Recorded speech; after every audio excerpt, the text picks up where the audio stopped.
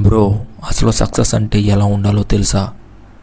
నీ school reunion అయినప్పుడు ఆ రీయూనియన్కి నువ్వు రోల్స్ రాయ్స్ కార్ మీద వచ్చి ఆ కార్ దిగినప్పుడు నీ క్లాస్మేట్స్, నీ ఫ్రెండ్స్ ప్రతి ఒక్కరూ ఎవరు ఊహించిన విధంగా నువ్వు అలా రావడం చూసి ఆశ్చర్యపడాలి. వారు నమ్మని విధంగా ఉండాలి. ఎందుకంటే నువ్వు వాళ్ళతో చదువుకున్నప్పుడు నీ దగ్గర వాళ్ళలా సరైన సైకిల్ కూడా లేదు. సింపుల్గా చెప్పాలంటే నువ్వు జీరోగా ఉండేవాడు.